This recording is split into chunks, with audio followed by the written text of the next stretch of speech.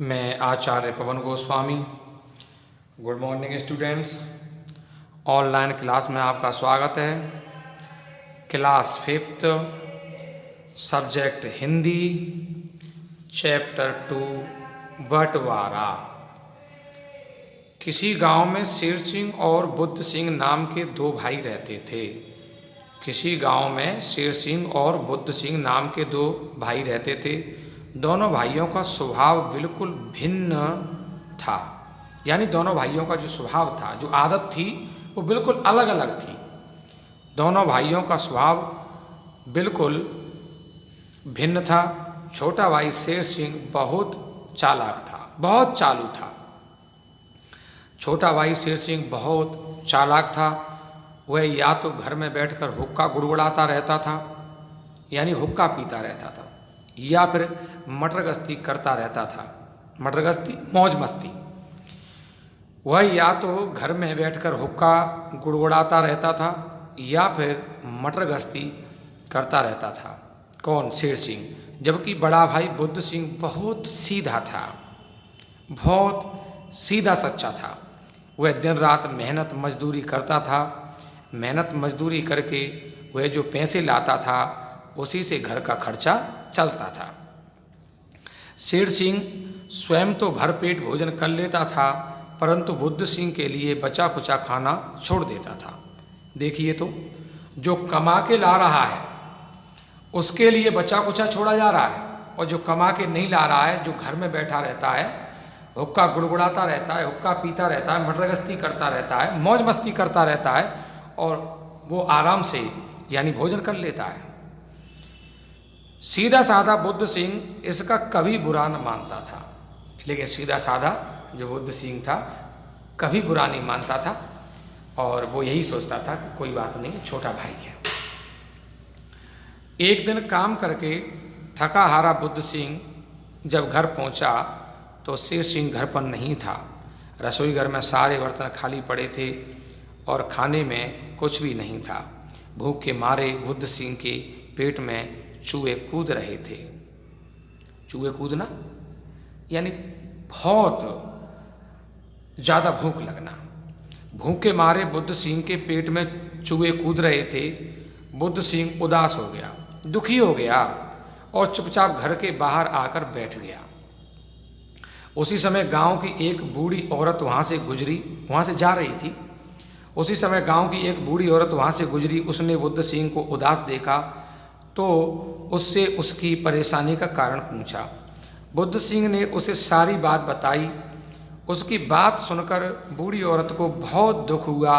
वह उसे अपने घर ले गई और भरपेट भोजन कराया। उसके बाद वह बुद्ध सिंह से बोली, बेटा, तुम सारा दिन कोल्हू के बैल की तरह काम करते रहते हो। कोल्हू के बैल की तरह। कोल्हू का बैल जो होता है, उसकी आंखें बांधी जाती हैं और घूमता रहता है, और उसे पता नहीं लगता कि मैं कितना चल लिया हूँ, मैं कितनों मीलों चल लिया हूँ।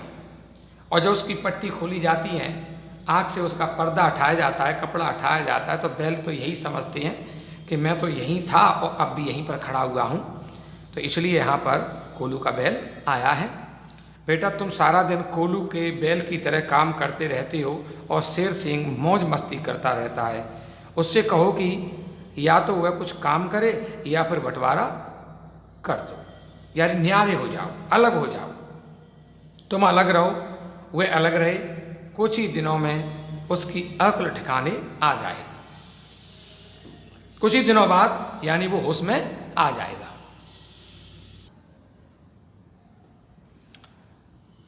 बुद्ध सिंह को बूढ़ी औरत की बात सही लगी। घर लौटकर उसने शेर सिंह से बंटवारे की बात छेड़ी। बुद्ध सिंह को बूढ़ी औरत की बात सही लगी। घर लौटकर उसने शेर सिंह से बंटवारे की बात छेड़ी।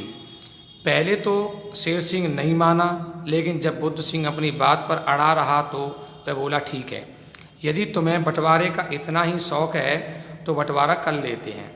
पिताजी हमारे लिए संपत्ति के रूप में केवल 3 चीज़ें छोड़ गए थे। संपत्ति, धन दौलत के रूप में पिताजी हमारे लिए संपत्ति के रूप में केवल 3 चीज़ें छोड़ गए हैं।